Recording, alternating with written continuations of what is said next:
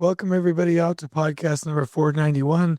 Today we're going to talk about principles of marketing. Stay with us. This is the Elevate Construction Podcast, delivering remarkable content for workers, leaders, and companies in construction wanting to take their next step. Get ready to step out of your comfort zone with Jason Schroeder as he encourages you to do better, live a remarkable life, and expect more. Let's go. Welcome everyone. I hope you're doing well. It's going to be a really good day. I apologize for my voice. I had an allergy attack. I hope I don't sneeze during this, but yesterday I literally sneezed 300 or 400 times. It's probably not that much, but anyway, I sneezed quite a bit. And boy, I've just got allergies like crazy and my throat is sore. That's not just something I'm saying because I really have COVID. I'm just saying literally allergies. And Katie looked and it was tree pollen. So I apologize for my voice being a little bit raspy. Well, a little bit raspy. So let's go ahead and head right into this. I've got some good stuff for you today. There's one little piece of feedback from fans that I want to share. And this one says, I recently read your book and have my general superintendent reading it now. That's funny. Great content. So-and-so is also a longtime associate of mine. Sounds like you guys have some great things going together. Look forward to connecting. I thought that was super sweet. So I really, really appreciate that. The podcast topic tonight, and I'm even farther behind than I was last time because these great ideas just keep coming and coming and coming. And so I'll share with you. Your work does not speak for itself. Let me just give you just a little bit of a story here. So there was and I've told you stories similar to this before, but there was a superintendent that I worked around, and he was a senior superintendent and wanting to be a general superintendent. And he was craving the promotion and all the aspects. You would think that he's just really on point and deserved to be a general superintendent, and he had all the technical skills. But what he was told is, look, you're not out there showcasing your work. You're not supporting other people. You don't have that influence. I thought that was interesting because Brendon Burchard in his book, High Performance Habits, lists influence in there as one of the key ingredients to being a great leader. And I thought that was interesting. The point is, your work does not speak for itself. It's similar to the concept where if it wasn't written down, it didn't happen, right? Excuse me. So if OSHA did an audit and we're like, yeah, I checked that. If it's not written down, it didn't happen. If it's not written down, it didn't happen. If you didn't advertise it, it didn't happen. If you didn't advertise it, it didn't happen. If you didn't advertise it, it didn't happen. So my point is, your work doesn't speak for itself. And I've told you this story before, but I'll say it again. Whoever you want to voted for, this is a politically neutral podcast. Whether it was George Bush or Bill Clinton, forget about all the nuances. I remember vividly George Bush not politicking and being out with the people and campaigning like Bill Clinton. And he was confident that he was going to win the election, and kind of had this holier than thou, my work speaks for itself kind of a philosophy. And he didn't get elected. Bill Clinton got elected. And I remember that vividly, that it really is who's out there connecting and doing those things. And so my point with this is, your work will never speak for itself. Now, there may be times I can think of some people that aren't very showy that reach a certain level of success, but there's one person in particular that I'm thinking of now who's a project director and a field operations director and runs multi-billion-dollar projects and doesn't advertise himself. And he will never have scaled the information that is in his mind. He will never have created a movement. He will only have focused on that one project, only have succeeded on that one project, only have influenced a small amount of people. Now, that's fine. That's fine if that's all you want to do. But if you want to do more, you have to advertise. Now, here's what that looks like. That doesn't mean you go bragging. That doesn't mean you show off. That doesn't mean you go around making a big deal out of yourself. That doesn't mean that you are false or that you're conceited or any of those things. What it means is that you get out, you connect with people, that you share, that you showcase the things that you're doing. And sometimes people will say, oh, I don't want to do that on YouTube, or I don't want to share that video. I don't want people to think that I'm bragging. It's not bragging, it's sharing. It's 100% sharing. And your work will speak loudly as other people know that you're supporting the team. It would be like if you were on a team. This is a great example. This is going to be a good podcast. It would be if you were on a team and you didn't talk to anybody. And it was let me give you an example. So I was watching, for some reason on my phone, a Gordon Ramsay YouTube clip came up, and I was like, whoa, who is this guy? This is crazy. Anyway, that guy, home dude's crazy in Hell's Kitchen. He's cussing and yelling at people and almost getting in fights. And he's like, team, you got to talk more. Team, start acting like a team.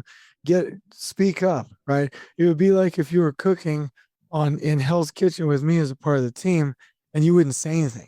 We have to assume that you're doing your job. We have to ask questions. We always have to prod and pry it out of you. And excuse me, sorry. And that's no way to be, right? Katie was telling me something. This was from Simon Sinek. Now, he's really, really wise, but gosh, that guy just rubs me the wrong way. Just the way he talks seems so smug and condescending. Anyway, I hope he doesn't sue me for that. But anyway, he was talking about how if you have high performers with high levels of trust, that's a person that you want on your team. Then there's low performers, high levels of trust. You can have somebody like that on your team. But here's the interesting part. Low levels of trust, high performers, the Navy SEALs don't allow those types of people to stay on their teams. And they don't get to be on SEAL Team 6. And then obviously low performers, low levels of trust don't stay in any organization. And my point is, somebody that doesn't communicate, doesn't advertise and share, doesn't say, hey, this is what I'm doing, doesn't build up other people, doesn't network, doesn't go out and be with other people, doesn't speak, doesn't move forward the cause, the vision of the company, is a high performer with a low level of trust. Meaning, because we don't know what they're doing, you can't trust what they're doing. It would be just like they're a cook on Hell's Kitchen and they're not saying anything. You're like, you got that? Oh, I guess I just have to just guess if it's going to be done. When's it going to be done? You're not talking to me, right? They may be a good chef, but there's low levels of trust because there's low levels of communication. Let me say that again, because that was inspired. There's low levels of trust because there's low levels of communication. And so we have to have high levels of communication in order to have high levels of trust. And we have to have high levels of trust for somebody to be a cultural fit on our teams.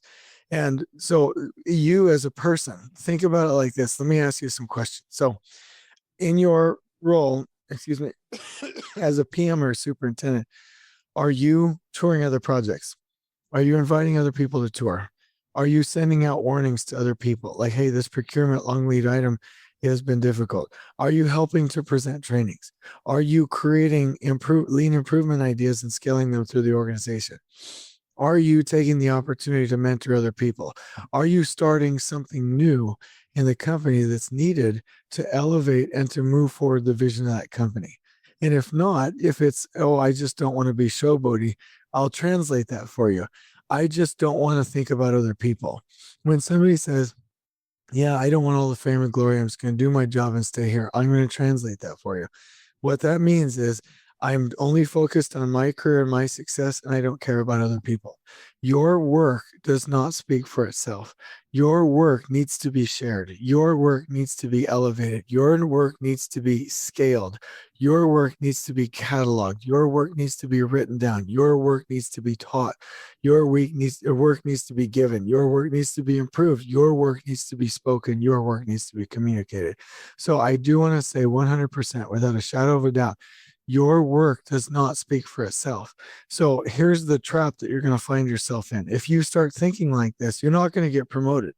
I remember a project engineer. It was down here in downtown Phoenix. I remember the day I was there.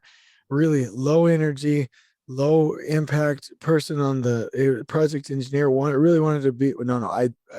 Said he really wanted to be a project manager. And I'm like, well, you need to get in there and ask to run the team meetings and get in there in the OAC and present those things and, get out and showcase what you can do. And let's start mentoring some of the other PEs to take your spot. And he's like, I'm not going to do that. That's not really me. My work speaks for itself. He's still a PE, and he'll probably always be a PE until somebody's desperate enough where they're like, I'm going to go ahead and promote a low trust individual into a situation just out of desperation. And then he won't do very well because he's not doing what givers and teachers do. And so your work does not speak for itself. Your work has to be shared in order for it to be recognized. And your work has to be shared in order for it to matter. Because we're ultimately, if you have 10 talents, you should be getting 10 more. If you have 5, you should be getting 5 more. If you have 3, you should be getting 3 more. If you have 1 and you bury it, and you're like, I'm just going to focus on my little area over here, and somebody's going to magically promote me and come digging in and attempt to find out how good of a job I am, and I'm above sharing and letting people know what I'm doing, then you're going to be held back. And so why would I take your time on this podcast to share this? I care about your career. I care about others' careers, and I care about you sharing. Like, am I on this podcast because I want to be famous, or am I on this podcast because I want to make a difference? I'm on this podcast because I want to make a difference. And I like watching the numbers because I like it when lots of people are affected in a positive way. So I'm not lecturing you. I'm just lecturing you about this. Your work does not speak for itself. You have to get out there and share. And so my challenge to you is, please get out of that. That's just not me personality and habit, and get out there and share and do what's right for other people so you can elevate other people's careers. On we go. Please join us next time in elevating the entire construction experience for workers, leaders, and companies coast to coast.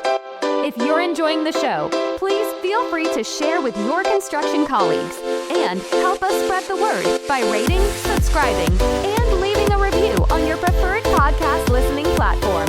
We really appreciate it. We'll catch you next time on the Elevate Construction Podcast.